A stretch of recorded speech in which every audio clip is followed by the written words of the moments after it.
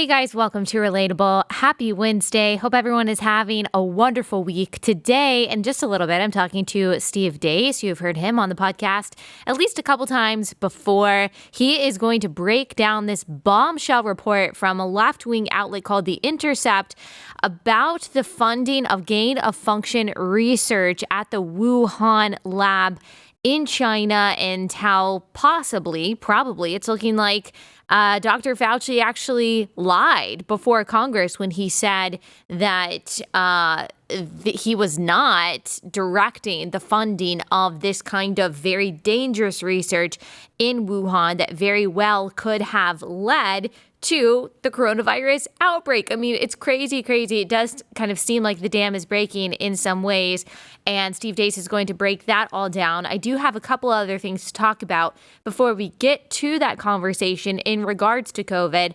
And look, I understand I'm sometimes tired of talking about COVID. We took a long break. We decided not to talk about COVID for several months because it just seems like there were other things going on and there was really nothing new to report. But now, over the past few months, it's kind of gotten interesting again, just because we are seeing some people on the left side of the aisle start to question the mainstream narrative that this came from bat soup and that there was nothing that we could do to treat it. And the only people that we should be listening to are the bureaucrats at the NIH and the CDC who have never actually treated any patients, that Dr. Fauci can do no wrong, that the only thing that we can hang our hats on is the vaccine, and everyone should absolutely be forced to get the vaccine, that young children are dying in droves. All of this we have been told to accept for a very long time. And if you question the mandates, if you bring up freedom, personal liberty at all, if you bring up the economy, if you bring up other factors that maybe our politicians and representatives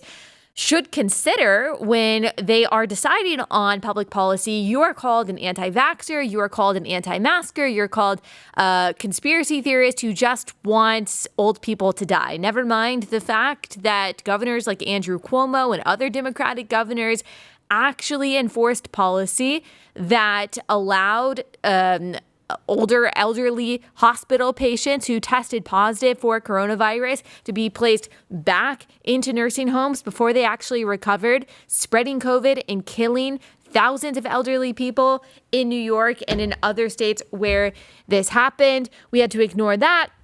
And instead, COVID and COVID policy has really just been used as a political tool to bludgeon half the country, or not even just conservatives. It's not just about your political affiliation, but really anyone who questions the mainstream dogma on all of this. You got censored a year ago if you were talking about, hey, maybe this was actually a lab leak from Wuhan. And now it's come out, yeah, it was probably, most likely, a lab leak. Like, this probably didn't happen naturally in nature. I mean, you got your YouTube videos taken down, you got kicked off Twitter if you were talking about the possibility of something other than natural origins being the start of this disease. And you certainly have been written off as a kook if you are a doctor who is actually treating patients who has talked about any kind of therapeutic other than the vaccine. I mean, we are talking about doctors who I think are raising very legitimate questions, asking, hang on, why are people in these bureaucratic entities at the NIH and the CDC dictating what doctors on the ground are doing rather than the other way around? Dr. Fauci has never actually treated a COVID patient. Shouldn't we be listening to, for example, these ICU doctors who are saying, okay, here's the protocol that I've actually used on patients that I've actually seen work. These are doctors who are certainly not anti-vaccine, and they're probably not even anti-COVID vaccine, but they're just saying, hey, there are therapeutic options that have worked. I mean, we've seen such an assault on something like Ivermectin. And like I said yesterday, I am not promoting Ivermectin. I've never taken Ivermectin. I have personally never recommended that someone with COVID take Ivermectin. I'm not saying that. I'm not a doctor. I am not trying to tell you to get medical advice from me. I am saying that there's a legitimate debate to be had around Ivermectin and around other kinds of therapeutics that is not being had. Instead, it is just being written off as exclusively horse paste or dewormer in dogs and horses and is not considering that it actually has been a form of ivermectin has been used on millions of people throughout the world. Yes, to treat parasites, but some doctors, and again, I'm not even endorsing this. I'm just saying there are some doctors who have treated their patients with this, who have said, okay, yes, it is primarily an anti-parasite drug, but it also has these properties that are actually helping people recover from COVID. I'm just saying maybe we should also listen to people that have actually treated people. I'm just saying maybe we should have an open debate and people shouldn't be scared. Doctors on the ground who are treating their patients shouldn't be scared to come forward and say, here's my experience. Here's what I have done to try to save people's lives. Maybe those people shouldn't be censored. Like maybe we should be allowed to listen to those people. Maybe their testimonies before Congress shouldn't be taken off YouTube. By who? Like, okay, I don't have medical expertise. I'm not pretending to, but neither do the people at YouTube. What do they know? And again, why is the CDC dictating YouTube policy that is then dictating what you and I can hear from doctors who have actually treated patients with COVID? It doesn't make any sense until you see that I'm not saying all public health policy or all push for vaccines or all push for masks has to do with control. I'm not saying that's everyone's motivation who is pushing for those things. I am not, as I've said many times, I am not an anti-vaccine person. I'm not even in every single situation anti-wearing a mask. I am pro looking at the data. I am pro common sense. I am pro debate.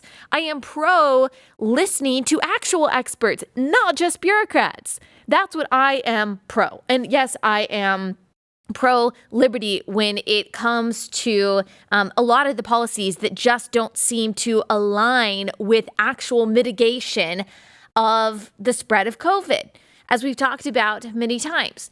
And I will say, I am hopeful that maybe the dam is breaking in some ways. You know, we talked and have talked several times about how the science just does not support kids wearing masks. And the counter that I typically get to that is, well, kids can get COVID. Yes, kids can get COVID. Kids are less at risk of dying from COVID than the 40-year-old who has been fully vaccinated, as we talked about and cited our source on last week. Kids are still at very low risk. And still you get the CDC coming out and saying, oh, you know, the rate of deaths, pediatric deaths from COVID are much higher. They say that, but then when you actually click on the link, they tweeted about this, and Matt Walsh actually pointed this out, that, well, no, the rate isn't actually higher. The overall number is higher, but the rate itself isn't higher. That even with the Delta variant, we're not seeing kids get sicker than usual. What we are seeing is a surge of RSV. And so some kids, unfortunately, very sadly, are dying from RSV. RSV is much more serious statistically for young kids, especially infants under the age of 6 months than COVID is. Some of those kids are going to the hospital, going to the ICU, and dying from RSV. They happen to be testing positive for COVID. They could be asymptomatic as far as COVID goes, but they're getting a serious case of RSV, and yet those kids are still counted as COVID cases. How do I know this? Because if you actually look at the statistics from the CDC on pediatric deaths, what you will see is that there have been a little over 400 kids who have died, their words, with COVID. So that means we don't know if they died of COVID, they just died with COVID. And so all of these things are things to consider. And I am hopeful that, like I said, that the dam is breaking and that people are realizing that a lot of the policies that we have implemented in the U.S. to try to, quote, mitigate the spread of COVID among kids is not actually founded in any real logic or data, that a lot of it has to do with control. A lot of it has to do with fear-based reflexes. A lot of it has to do with teachers' unions. We already know the teachers' unions have dictated some of what the CDC has tried to set as policy. We are the only developed nation that I know of that requires kids to wear masks as young as 2. You're not going to see that in Australia, where there are very strict measures for COVID. You don't see that in the UK. You don't see that anywhere in Scandinavia. You don't see that in the Netherlands. You really don't see that anywhere, because even the WHO says that, you know, you're not supposed to mask kids under the age of 5. And yet for some reason in the United States, we have we have pushed it down to babies wearing masks. And some people, thankfully, are waking up to how ridiculous that is. We already quoted The New Yorker, which is a left-wing it's a left-wing publication that a couple weeks ago came out, looked at the CDC study that shows that mask mandates at schools is not making any difference whatsoever.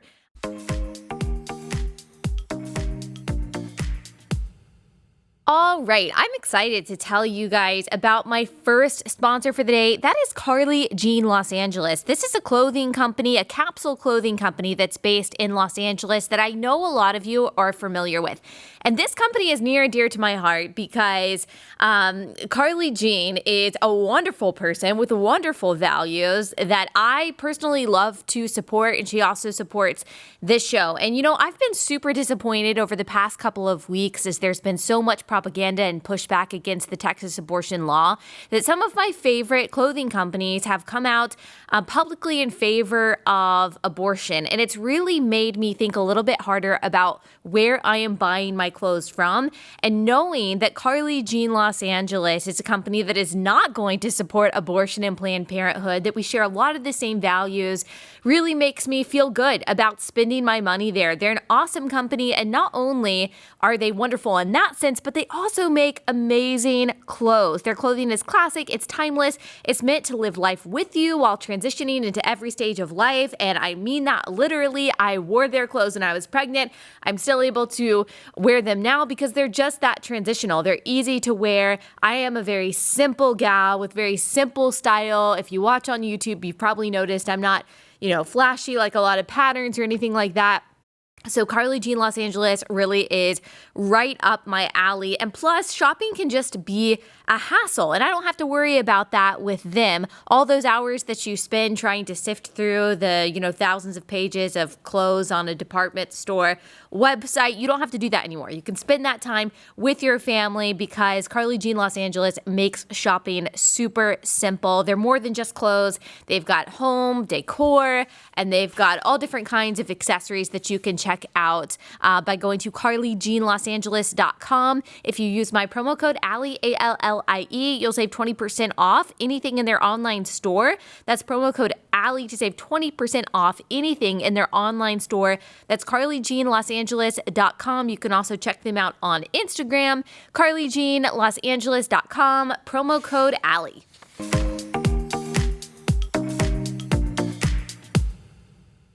There was another article in The Atlantic, which I would say is center left. I think sometimes it has some, it allows for more conservative takes on things, but I certainly would not call it a conservative outlet. And they had an article run on September 2nd by Vinay Prasad that says the downsides of masking young students are real. It goes through what we've already talked about, that we really aren't seeing kids get sicker from the Delta variant than from the original variant, and says this: no scientific consensus exists about the wisdom of mandatory masking rules for school children. The World Health Organization, as we already stated, which recommends that children 12 and older wear masks under the same circumstances that adults do, specifically advises against masking kids age 5 and younger. Many European nations have been taking the agency's advice, but for some reason, the American Academy of Pediatrics and the CDC here in the United States calls for kids age 2 and up to wear a mask.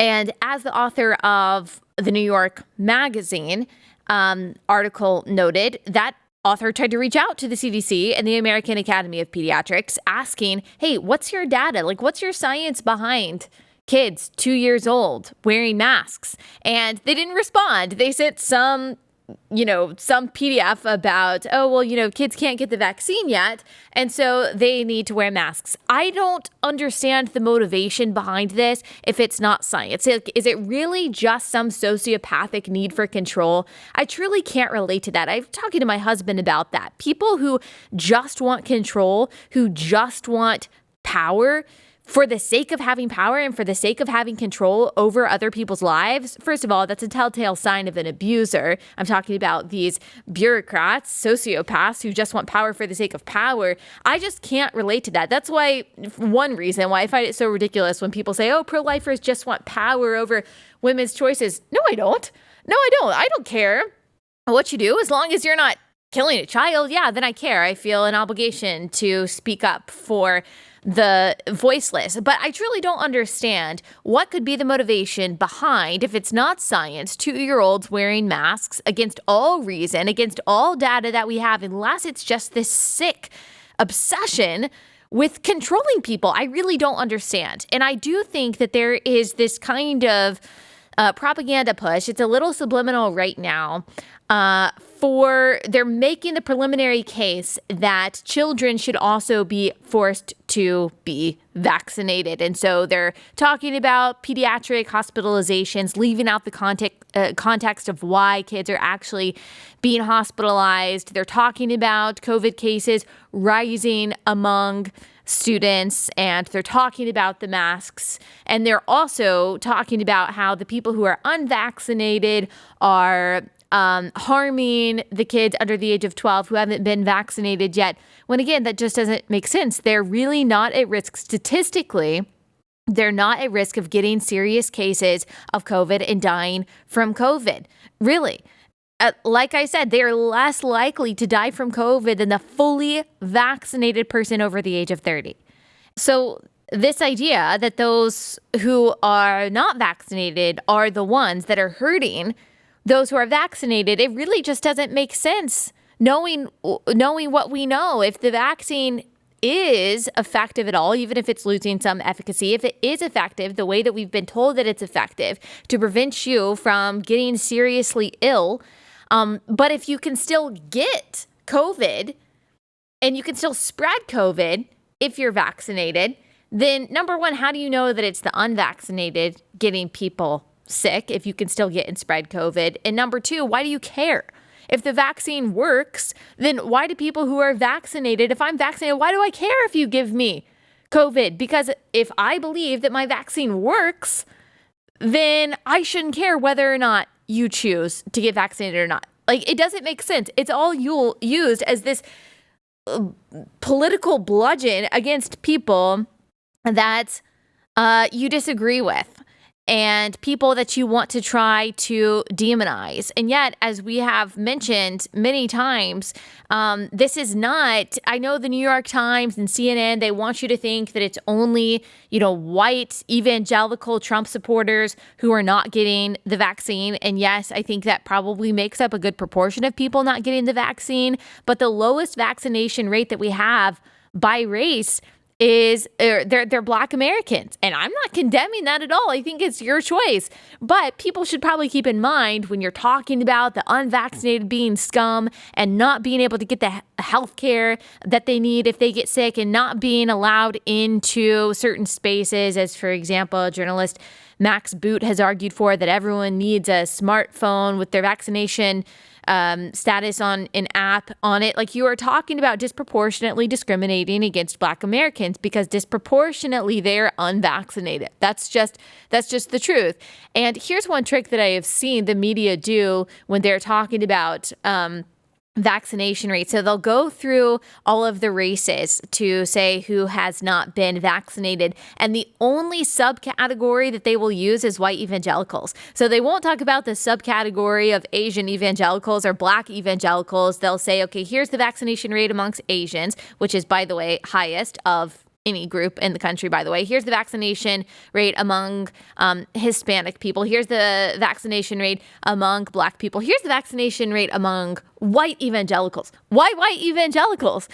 Because it helps them make their case, because I guess there is a greater proportion of white evangelicals who haven't been vaccinated than Black Americans as a whole. And so, again, you see how this is just used as a political tool. And it's really just, it's such a shame that all of this is being politicized, that some people won't let go of the so-called mitigation measures because it has become a measure of holiness for them. And it's become a way to tell other people that they really love their neighbor, that they're really compassionate, and that other people who don't wear 2 masks and don't get 3 vaccines and don't keep their kids home from school and don't double mask their 2-year-olds are unholy.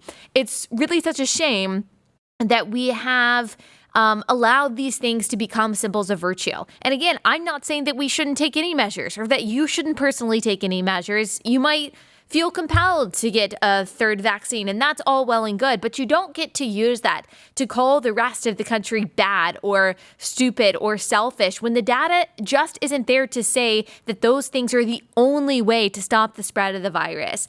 And to try to encroach on other people's liberty. Other people can read too. Like, other people can look at data. I'm not saying that people should just rely on their own hunches when it comes to public health, but other people can look at scientific data, can look at the studies, can listen to doctors on the ground and make their own decisions. And if you're not allowing for people to have liberty in that way, then I have to question whether or not you really care about liberty at all. And I certainly think that for some people who want to put the strictest restrictions on people in the name of public health truly don't care about liberty, not just in the United States, but also around the world. All right, that was just a random monologue that I wanted to get off my chest, but we're going to talk to Steve Deace again about this bombshell from the Intercept, and he's got a lot to say as usual. It's going to blow your mind. Without further ado, here is Steve Deace.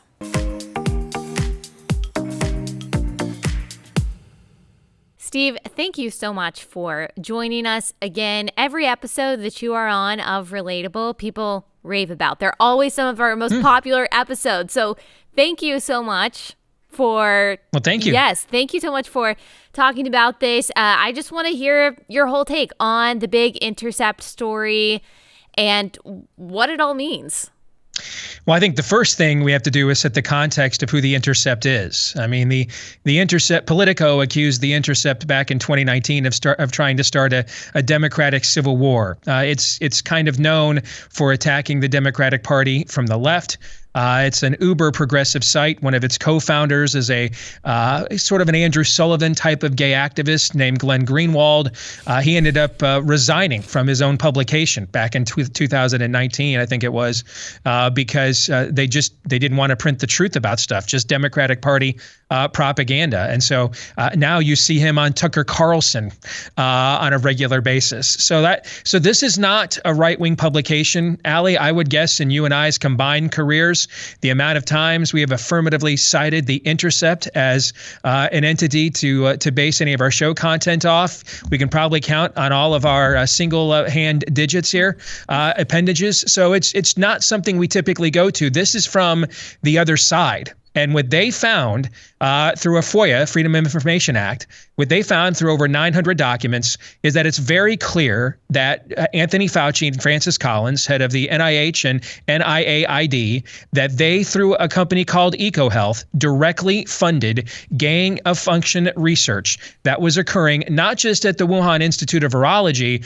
but at a third previously unknown lab where this was taking place specifically to inject mice with bat coronaviruses in order to find out what would cause these things to spill over. That's a term I use in Fauci and Bargain when we talked about the Wuhan lab and we wrote this book. It came out 6 months ago. It wasn't just the gain of function research. Everybody's focused on that term, Allie, but it's the purpose of it. All right. They were specifically provoking bat coronaviruses to find out what would cause them to mutate into humans. They wanted to know this. So it's not just a dangerous methodology, but the purpose of it as well. And I think the best analogy that I can give is it's a little bit like not just testing an atom bomb on Bikini Island back in the 40s, but actually leaving the people on the island in order to find out, hey, what would cause radiation sickness and poisoning?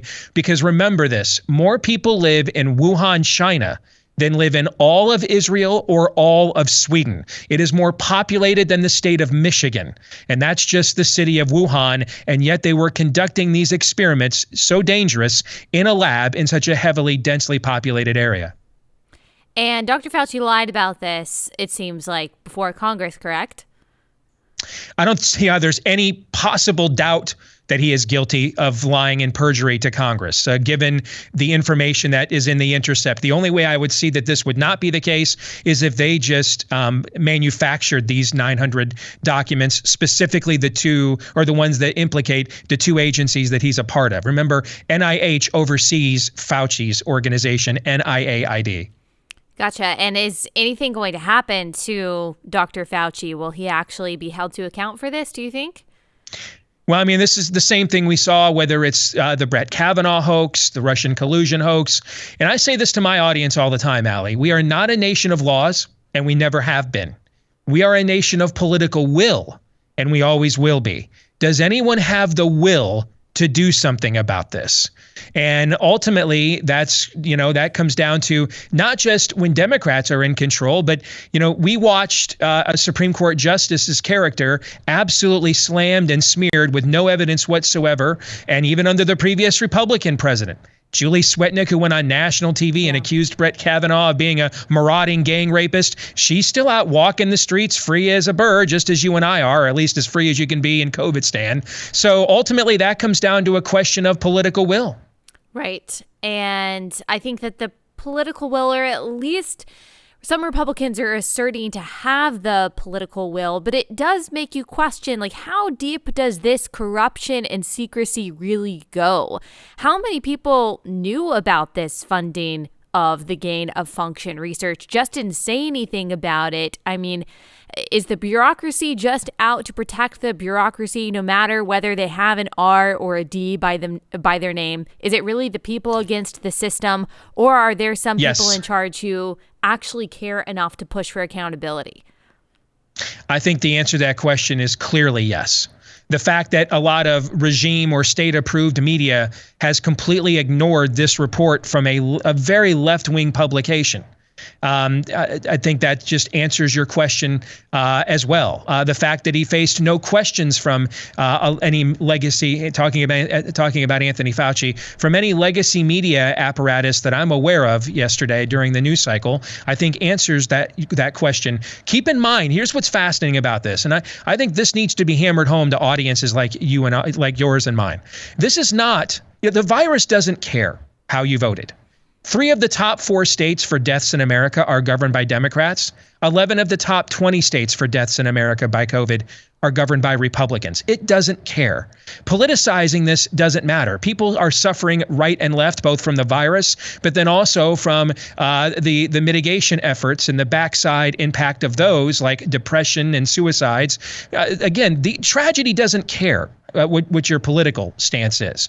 And the fact is that of the two major media entities that have provided us the greatest and most thorough glimpse of the true origins of the virus are both from the left. It was Vanity Fair earlier this year, and now from the Intercept. And yet still, and this is why I don't think things are just as simple anymore as our right-left paradigm that we're used to. This is what you just said. It's really the system or what I call a spirit of the age and a certain narrative versus really the people of Western civilization. And that's why you're seeing certain things, even if they come from the left. I mean, right now, the Biden administration is drowning in its COVID policy. Tomorrow, it plans on launching a new initiative for how to confront Delta variant. In a normal political environment, they would have blamed their lack of success and the waning efficacy of these vaccines from what we saw in the human trials. They would have found a scapegoat. They would have used a story like The Intercept to blame it on Anthony Fauci. They'd have thrown him under the bus by now in order to save their own political hides, brought somebody else in who was newer and shinier and started over. That's what a Bill Clinton would have done. That's what a lot of politicians would have done up until this most recent era, where it's very clear that something is happening in our culture beyond the normal ebbs and flows of politics. This is cosmic. This is spiritual. And I think that you can see that even when people will not act in their own political self-interest, something else is occurring here.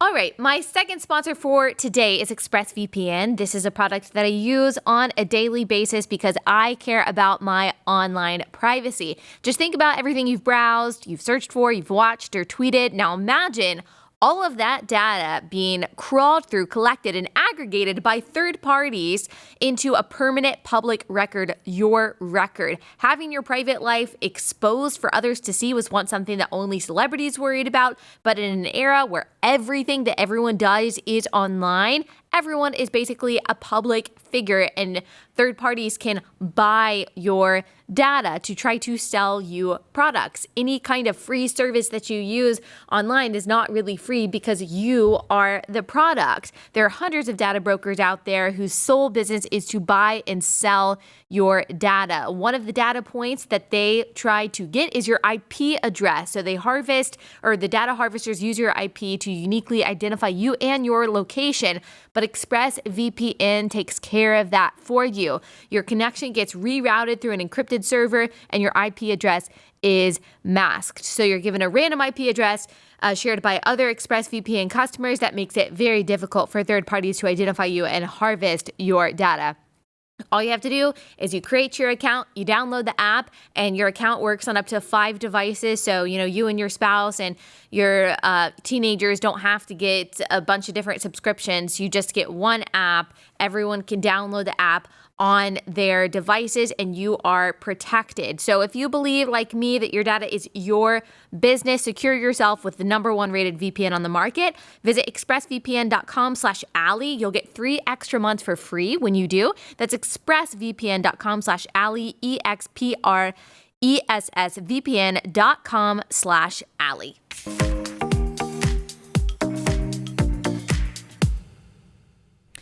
It's very strange how many different levels there are to this, and some of them seem specific to America. Some of them don't. Obviously, we've seen draconian lockdowns elsewhere, especially in Australia. And yet Australia is a little strange because at the same time, we've seen Australian news outlets actually try to dig into the origins of coronavirus in the way that the mainstream media here in the United States simply have not.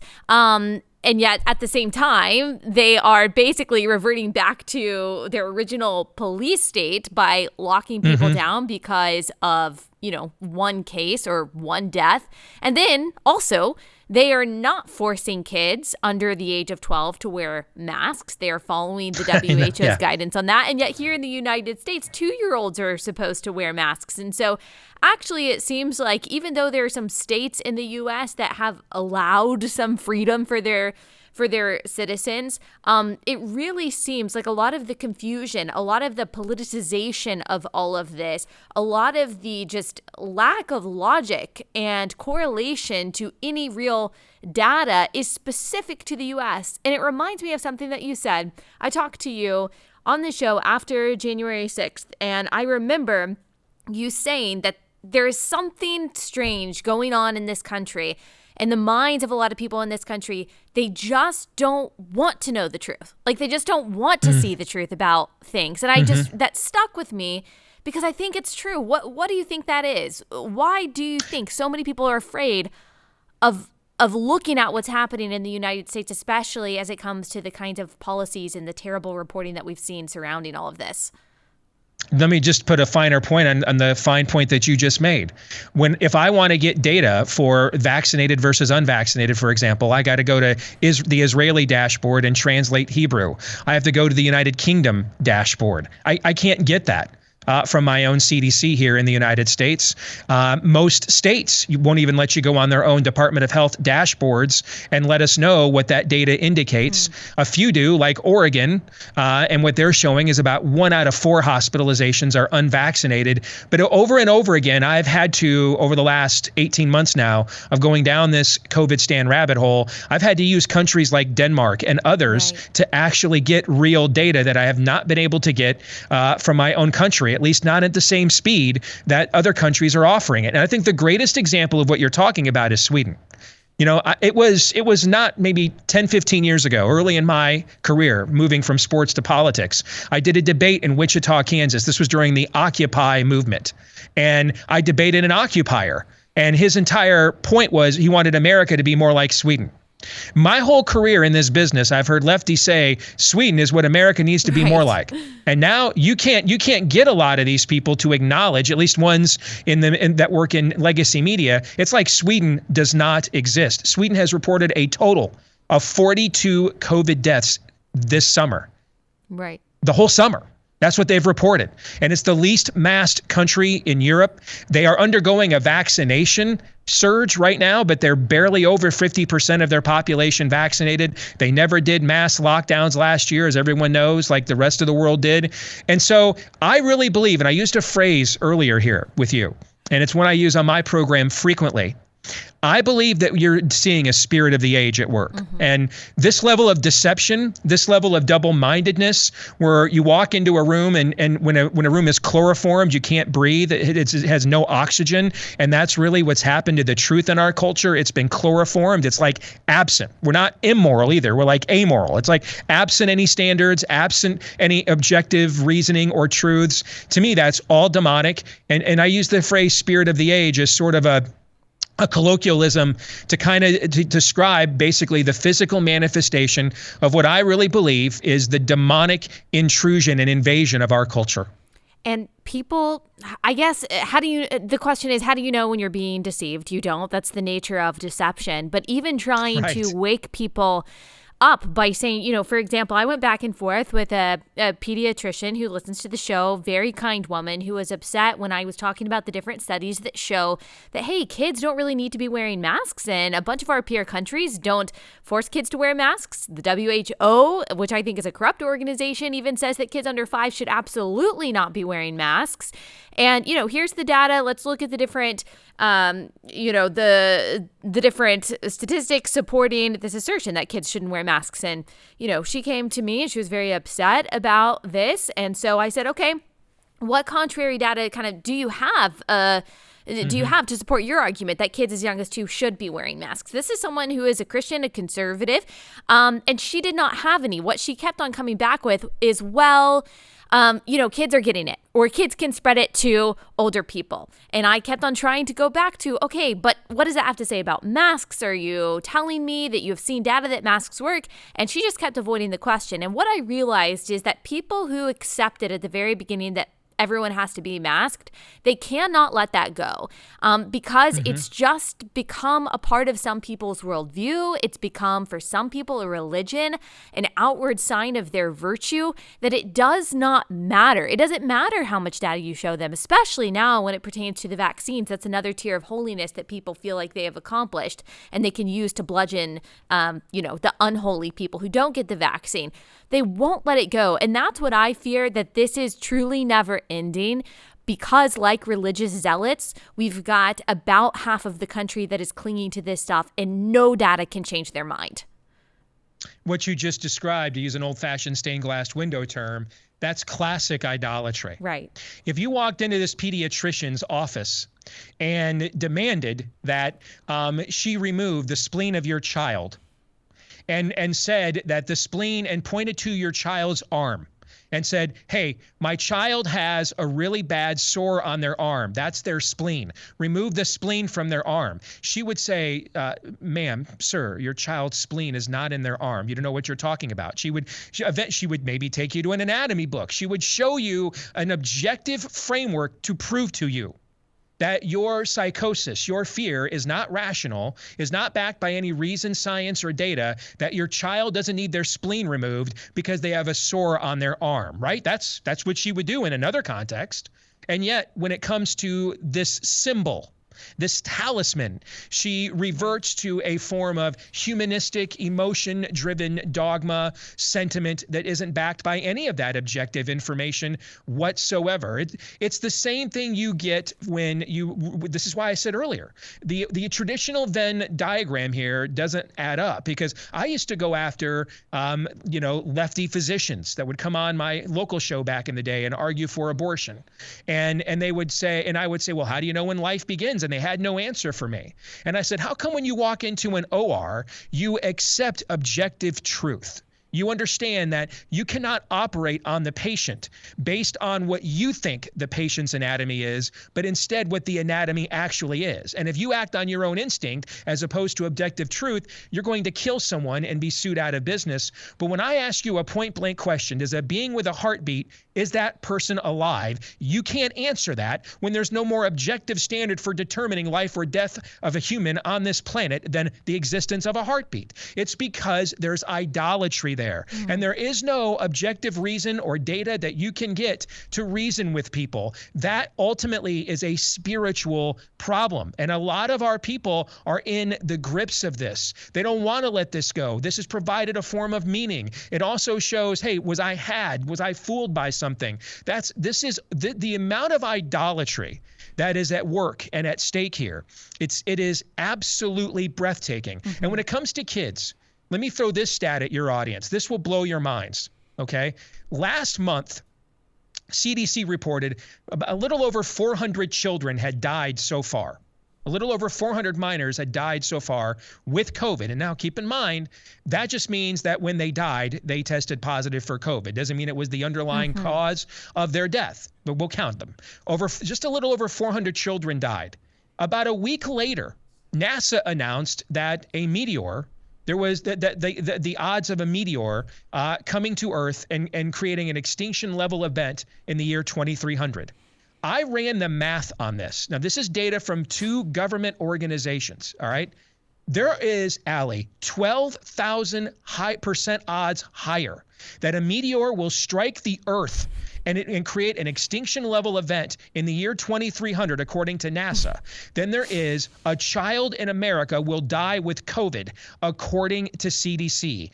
12,000% odds higher. 12,000%. The data here, and when you point this out to people, their reactions all too often demonstrate right away. It's a winnowing fork. You know right away who is still open for business when it comes to reason and data, and then who is closed off because of idolatry. Right before you and I began taping, Robert F. Kennedy Jr., noted leftist, said that at this point, if we continue on with COVID, Stan, we're going to kill all critical thinking in America. And I thought to myself, I cannot believe this.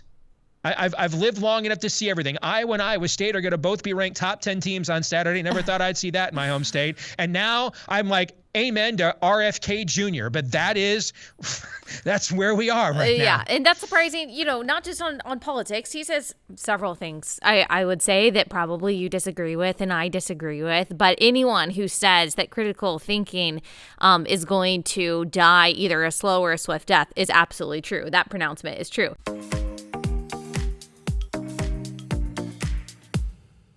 All right, last sponsor for the day. This is a wonderful sponsor, and that is prayer bowls. So you guys have all experienced that moment when you promise to pray for someone or you think about praying for something, but maybe you're in the middle of something else and you forget to pray about it. Well, prayer bowls exist, so you actually remember to pray for the things that you intend to pray about. They have these wonderful handmade ceramic or wooden bowls. They're either made in the United States or Portugal or Poland, and they're all truly beautiful and really, really well made. And all of the bowls come with these little paper cards that you write down your prayer intentions on. You put them in a bowl. You put the bowl in a place where you pass by regularly.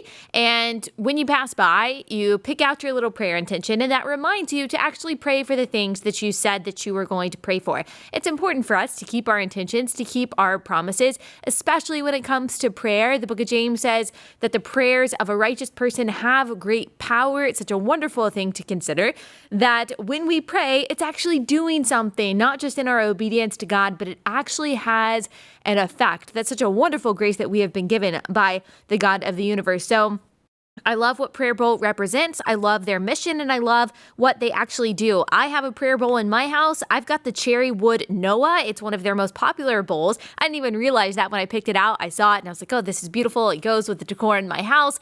And I love it. It looks so good, and it really does remind me to pray for the things that I want to pray for. So this would make a great gift either to yourself or other people in your life. If you order today, you'll get a set of scripture cards for free with the offer code Allie. So order today, get a set of scripture cards for free with the offer code Allie when you go to prayerbowls.com. That's prayerbowls.com.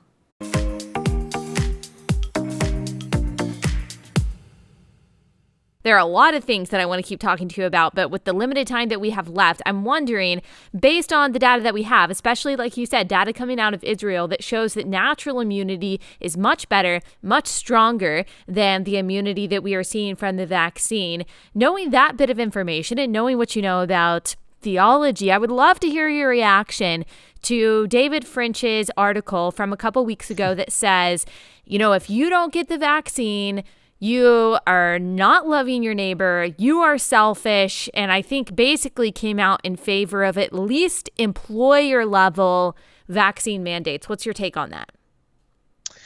I make it just a policy in general to mute, ignore, and tune out anyone who makes a moral, liberty-based case for mentally ill men dressing as women and grabbing stripper poles in front of children and twerking in front of them at a public library or any public setting. Let me specify that really fast so people know what you're talking about. What he's talking about is David French, and I brought this up to David French as well. He said a couple of years ago, I think it was a couple of years ago, that basically the fact that a drag queen can do drag queen story hour in a library is a blessing of liberty. But then he just is something we have to accept. Yes, we just have to accept that contribution to the delinquency of our minors. We just have to accept that. I think there's just some things you say or do in life that until you acknowledge their repugnancy and make amends for them, you just become automatically disqualified for being taken seriously. And I think that is one of them.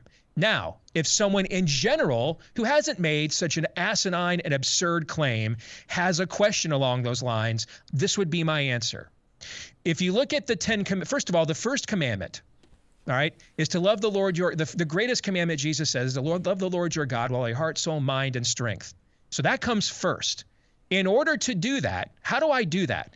Well, a key component of that is faithful obedience. Jesus says, why do you call me Lord if you do not do what I say? If you look at the commandments, they include things like don't bear false witness. They include things like don't fashion false gods. All right. The vaccines do still, even in their waning efficacy, I'm confident enough to say that it will lessen the risk of you, if you get it, you yourself of contracting a severe reaction to COVID. Nowhere near what they promised us in the human trials last year. But I still say, particularly if you have no natural immunity, meaning you've not had it before and recovered, that you would be given additional benefit. However, we have, Allie, in the month of August, we had 3 million more cases in the United States for COVID than we had last August. Did you hear me right on that?